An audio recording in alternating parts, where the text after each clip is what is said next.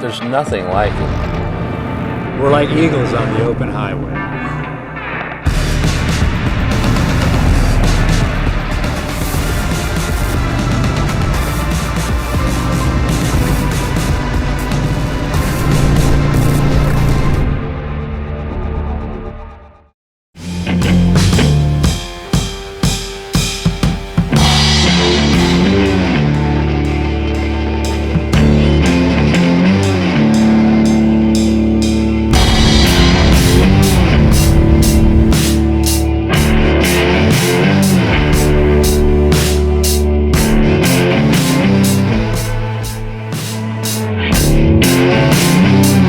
Wow, we are finally here and we are in Deadwood where there's no rally going on and we're going to learn a lot. Yeah, what a great start to the day. We had breakfast with Jesse from Legend. You know, we want to thank Rose Spears. She's been very instrumental in helping us get interviews and so forth with people here. And we're going to start that day today with the Adams house. We're going to meet Carolyn. She's also going to take us to the brothel and showcase some other areas in the town. There's so much history here.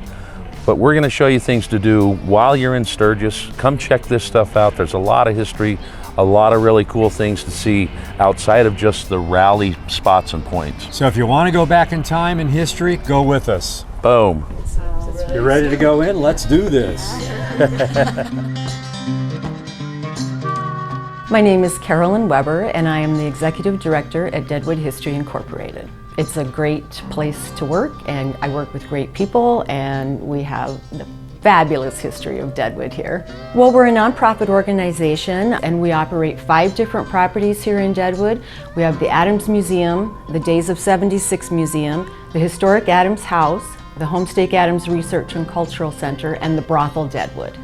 We are at one of our lovely properties, the Historic Adams House at 22 Van Buren Street here in Deadwood. It's a beautifully restored 1892 Queen Anne-style Victorian home.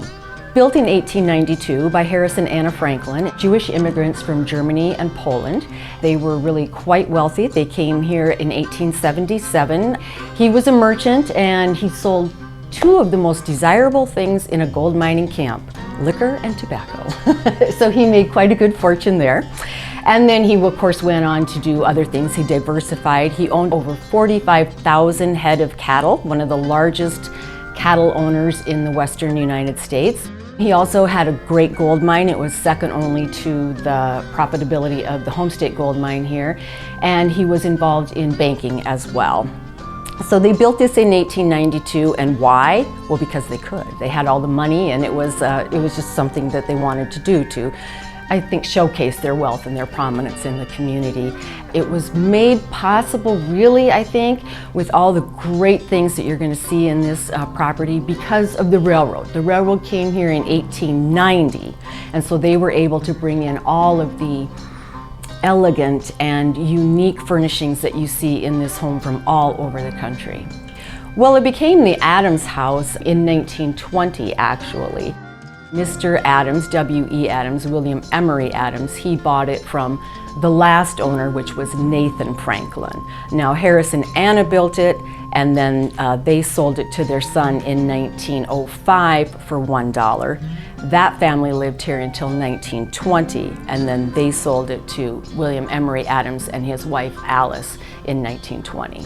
The whole place is full of artifacts, and the one thing that's really unique about this home with historic homes is that all of the furnishings are original to the home. The last person that lived here, who was Mary Adams, which was William Emery Adams' second wife, after he passed away, that was in 1934. 2 years later, she packed up a suitcase and left for California, and she left everything in this home at that time. So we're very fortunate to have that.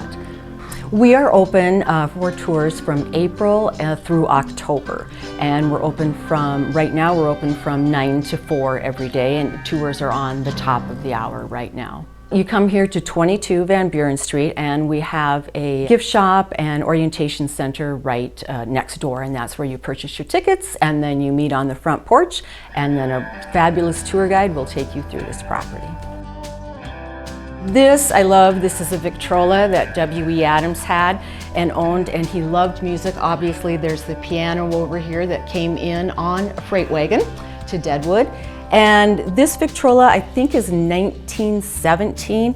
And what's unique about it, probably not unique, but interesting, is that the records are shellac records, and you could only use the needle on there one time. You had to change it every time you put a new record on. And I love, love, love, love this fireplace. The mantle here is from the Sears and Roebuck catalog. And then this tile, which is very unique, it's Maholica tile, and it was from the Trent Tile Company in Trenton, New Jersey. So that's one of the things that came on the railroad here to make this house possible. This wall, I should say, is covered in Egyptian cotton canvas, and then of course it's stenciled over here and then on the ceiling as well. And cotton canvas was really quite popular at the time, and what's great about it is that it hid all the imperfections in the drywall that was underneath of it. And it's held up quite well. And of course, when they did the restoration, they had to redo some of this stenciling work here. And this is the dining room with some beautiful stained glass in here.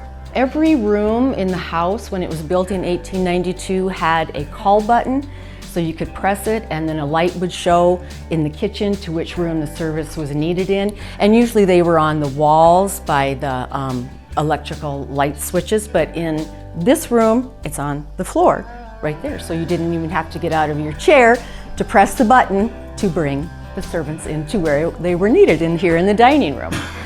So that's kind of cool. And this actually used to be an atrium out here, was glass atrium here where they'd grow all kinds of exotic flowers, orchids and whatnot. But you're familiar with Black Hills weather. So hail and rain and snow and all that, so that didn't last very long. But it was probably beautiful at the time. And this room is Mary Adams' bedroom. It used to be a sitting room, but then she converted it into a bedroom for herself. And this is a feature in this room that I absolutely love. They are called Vaseline lights, but they're really uranium lights. So they have, if you put a black light on there, they would shine green because they have the uranium in there, but we've had them tested and they're at very low levels, so we're all safe.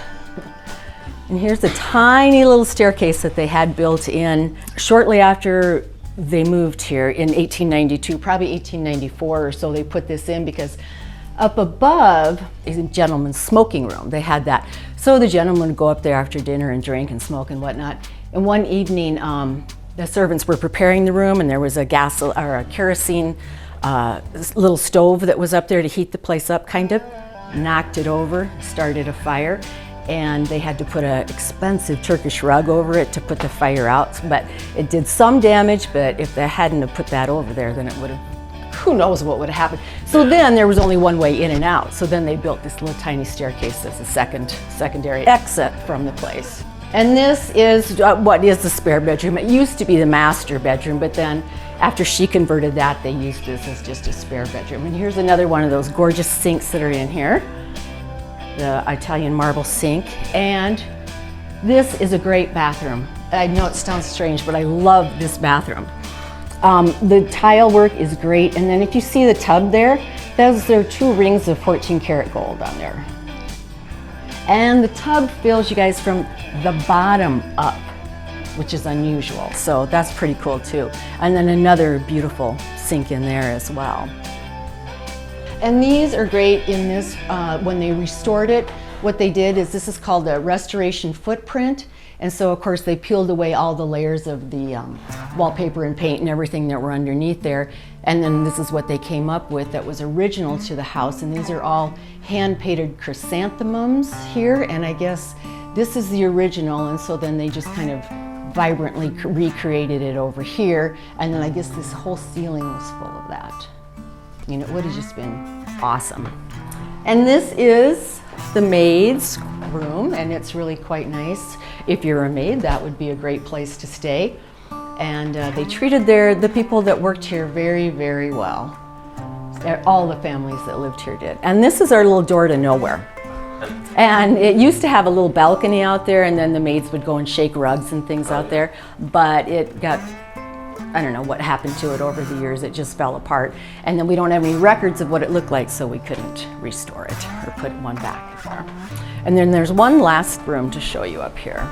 This is William Emery Adams' bedroom. This is where he slept, and this is where he passed away after he suffered a stroke at the First National Bank Board of Directors meeting. He was brought here, and then 9 days later he passed away. And this is a picture of him and his Knights Templar outfit. This is his oldest daughter, Lucille, his youngest daughter, Helen, and that's a picture of his wife on their wedding day. They're a really great family, and here he is again. And this is his second wife, Mary. Now, when they got married in 1927, W.E. Adams was 73 and Mary was 29. So quite an age difference there. And when W.E. Adams passed away in his estate, he left his last wife, Mary, $60,000 in cash, $40,000 in stocks, and then this house as well. He had the largest estate at over $1 million at that time in probate in the state of South Dakota. So he treated a lot of his family and other people that worked for him quite well through his estate too. And then what Mary did, being the savvy businesswoman that she was, she took $70,000 of the money that she inherited from W.E. in 1936, and she started the Adams Mastervich Family Foundation.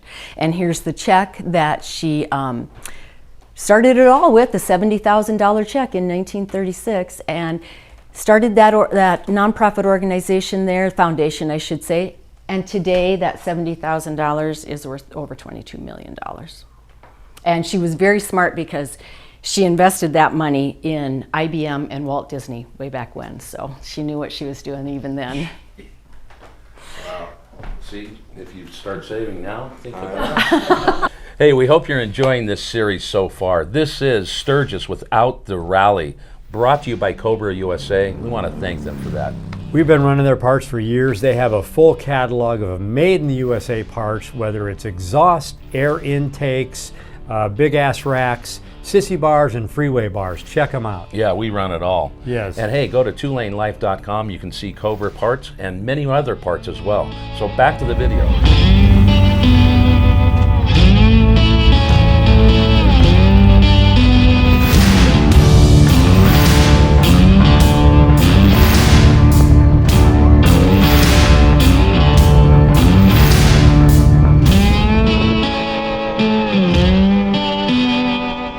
We traveled about a half a mile down here to the brothel Deadwood, which is located in the Badlands district of Deadwood.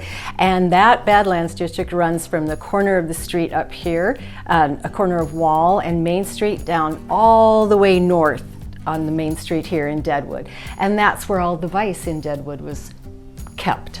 This building was not one of the first brothels. It was a brothel. It was built in about 1903, 1904. But prostitution and sex work and the brothels came to Deadwood in 1876 with the stagecoach and the miners and the merchants and everybody else.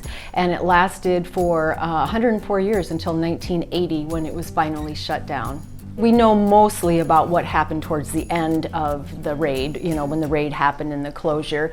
And there were 4 brothels operating still at that time. And there were probably, I would say, anywhere from 15 to 20 women working in those brothels. And then there were 3 madams that ran the 4 brothels as well. There was Madame Mustache, or Eleanor Dumont, her nickname, Madame Mustache. And then there was also Al Swearingen. He came and ran the Gem Theater. I don't know if you're familiar with the HBO Deadwood series, but that was highlighted in that series. And then, of course, towards the end, we had Pam Holliday, who was partially to blame for the downfall of the brothels here in Deadwood.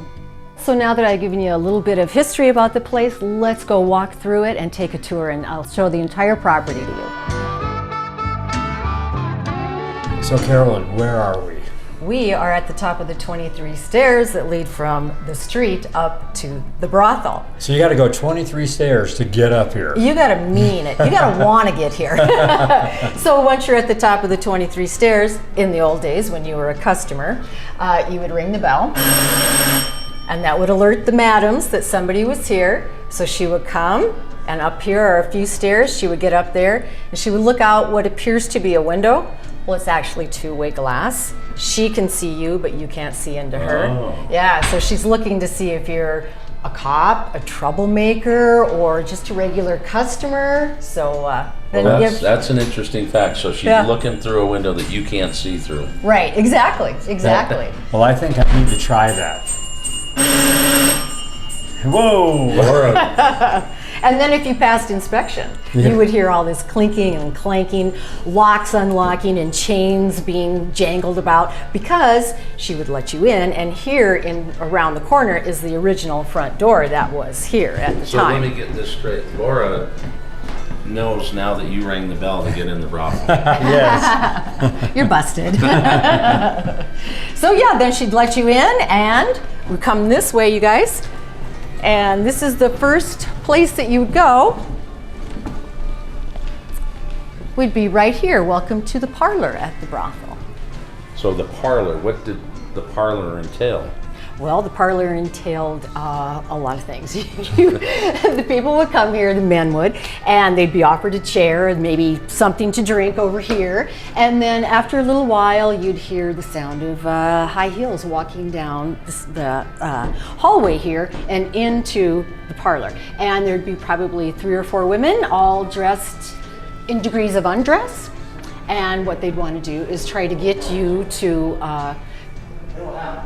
hire them for the job that you wanted. So they'd make small talk with you. So they were making a business deal. They were making a business deal, yes. And that's one thing that we always, I find very important and have to point out at the beginning of every tour. We recognize there is a difference between sex work and sex trafficking. Sex work is an agreed upon arrangement. Sex trafficking is a human rights violation that can happen to anybody at any time. Understood. And so this is what we're talking about, is sex work in Deadwood. So once they were in the parlor and they made a business transaction, what happens next? Well, you never discussed what you wanted to have happen out here in the parlor. You would be led into one of the working rooms. Okay. And so let's go take a look at one of those. So what we've done is create a series of 4 working rooms that represents the 104-year history of prostitution and the brothels in Deadwood. So this room is 1876 to the 1900, I should say. And so we've kind of set it up with time period appropriate artifacts that we found, and we just tell the story of how they came in 1876 on the stagecoach and got themselves established. And we talk about the various different brothels that were here. Some were good, some were bad, some did practice in sex trafficking, but that did not last long in Deadwood, probably up until about 1910, maybe. I did watch the Deadwood series that they produced. Yeah. I'm looking at this picture and it reminds me of that, where there were dirt roads and wagons and yes, it was just a it was cool. a really great period. So if I laid my hat here, I'd be doing business? You would be. Whoa. So you better pick it up or pay up. Yeah. This period is the 1920s. Also, we've got the Derby and Yep, and all that. And I really like this room, and I love the 1920s, so I love to talk about that. I told you at the beginning that we were now in the Badlands district. Right. Well, what happened is they decided that they wanted to separate Vice from the rest of the community, because God forbid anyone would pass that line, right, cross over. So what happened down here is the women had to stay in this area. Prostitution did. Also, there were a lot of other rules that the people had to follow if they wanted to continue operating as a brothel. The women had to go see the doctor once a week to be checked for sexually transmitted diseases. Also, they could only go out 1 day a week, and they could not solicit when they were out, not in bars, restaurants, never on the streets, anything like that. And then they had to be back in the brothels by 3 o'clock in the afternoon to get ready to go to work. So that's interesting. So they actually lived here in the house. It depended. Some of them had a place where they lived off-site and came here to work, but a number of them did live and work at the same place. And given the occupancy of the place at the time, if there were a lot of girls working here, then you couldn't have your own separate bedroom in the brothel. But if there weren't that many, then you could take a spare room and use that as a kind of separation of the two. So the you madam know. stayed here though for sure, right? Actually, they had a place here. You know, Okay. they had a room here where they stayed. But a lot of them owned property in Rapid City and in the local area here, where they would go and live, and then come check up on things and stay here most of the nights. You know, yeah, yeah. Interesting. And then, of course, this time was Prohibition was going on in the 1920s, obviously, but that didn't matter to Deadwood. The brothel served a lot of Prohibition, illegal liquor, shall we say, moonshine. Wow. Yeah, and there was one guy in the 1920s, what I'd like to point out is this gentleman here. His name is Edward Senn, and he started the Deadwood Daily Telegraph, and it was a newspaper here, and he was totally a vice buster. He was against gambling, liquor, sex, all kinds of things like that.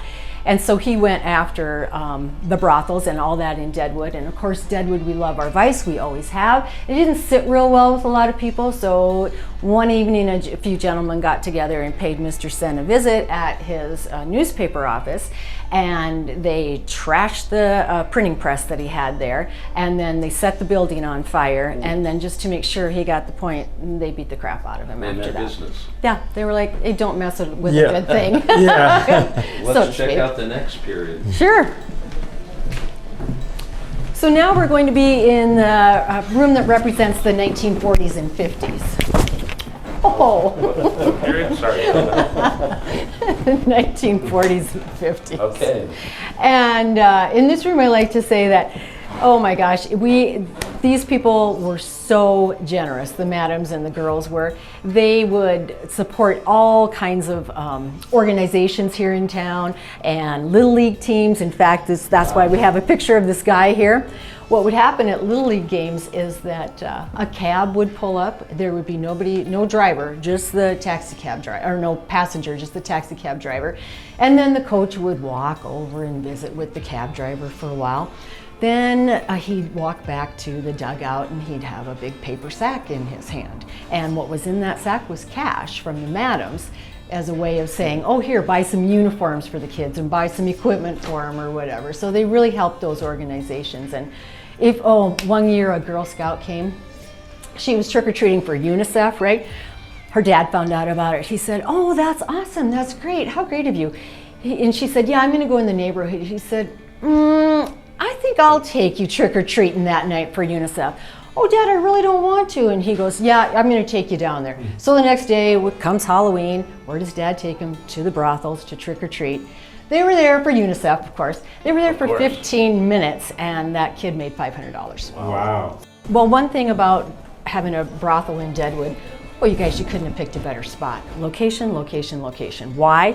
Miners, railroaders, cowboys, ranchers, loggers, all male-dominated industries, except during World War II, when the Home State Gold Mine was forced to shut down due to the war effort there. And so they went to creating parachutes and hand grenades for the war. And so the women had to go and learn how to do that, and that's why we kind of paid tribute to them. I know, totally. Everyone stood up for the country. Yes. And band together and worked for her, which was awesome. They really did. They really did. Just one point back earlier. So, generally speaking, brothels and this kind of trade is really frowned upon. Mm-hmm. But it sounds like during this period, people were generous out of the brothels to give back to the town, which is interesting to me. Right. Yeah. Well, I think it was kind of, always look at it as I'll scratch your back if you scratch my back. Right.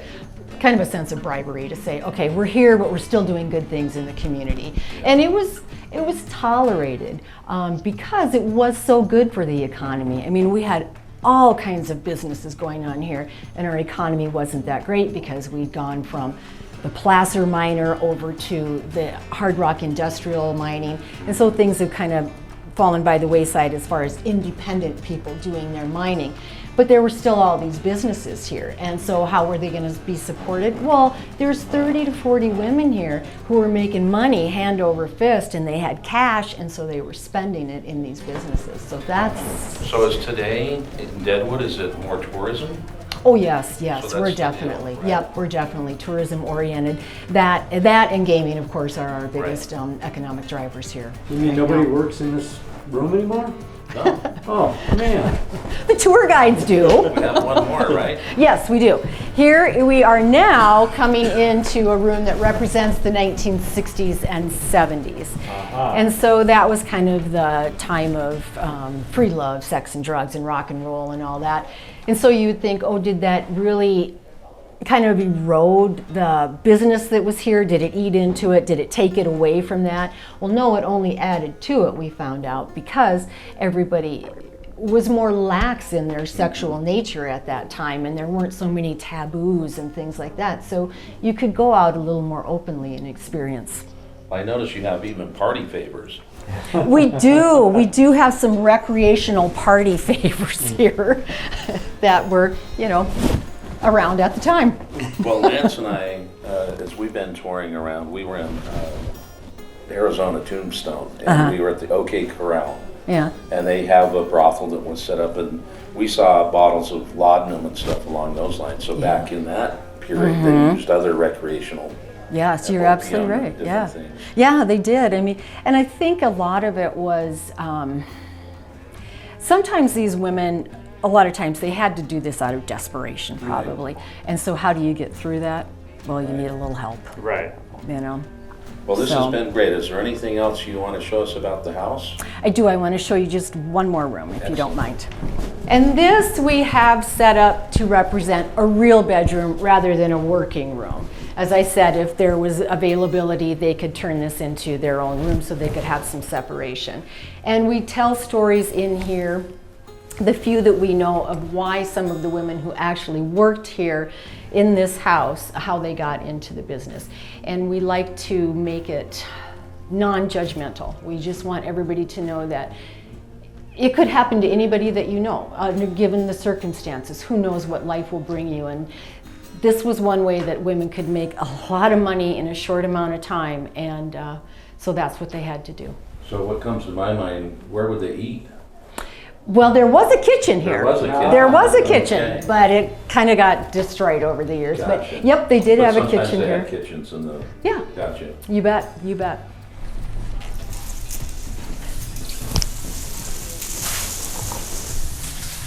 Fun. Yeah, there was. And just one more thing I want to show you guys before we head off to the next property is this is the madam's office, and this is where all the money end of things went down. This is a dresser that they used to put money in when you had decided what your services were going to be and how much you were going to pay for them, or you're going to get paid for them. You'd come in here, write down what you were doing, and then how much money it was and what kind of bills they paid with, and then you'd put everything into a little slot that had your name on there, and then you would grab a timer and head off to your room to do your job. And at the end of the night, the madams would take this drawer out, which was, of course, was locked, count up all the money and split it 50-50 between the working girl and the madam. Oh, really? Yeah. They didn't take more than that? No, they didn't. And see, I thought just the opposite. I thought the girls should have gotten more than the madams did. But if you think about it, they got room and board. And if there was ever a problem where they had to go, they got busted or they had bail money, it was readily available to them. Wow. So that's kind of how that worked out. That's really interesting. I would have thought the madam would have taken more, but that's interesting. Yeah. So here we are in the madam's bedroom. Like I said, she may have stayed off-site, but when she did stay on-site, she needed a place, and so of course it was very nicely decorated. And you talked about mustache. Yeah, Madame Mustache. Madame Mustache. Eleanor Dumont, and that is her. And then this is Dora Dufran, and she has a great story behind her as a madam. She's buried up at Mount Moriah Cemetery, has a gorgeous headstone. Poker Alice Tubbs, she was also a madam. And then these were the last three madams standing, so to speak, in 1980 when it got busted. Tommy Cox, she was the madam right here at the Shasta Rooms where we're at. And then Pam Holiday, she had Pam's Purple Door, which was next door. And then Dixie Fletcher had the Pine Rooms and the White Door Brothels, which were the next two. So they would walk around and people would know them because it's a small town? Or? Yes, they did. Wow. Yep. Interesting. Yep. Digging the stash.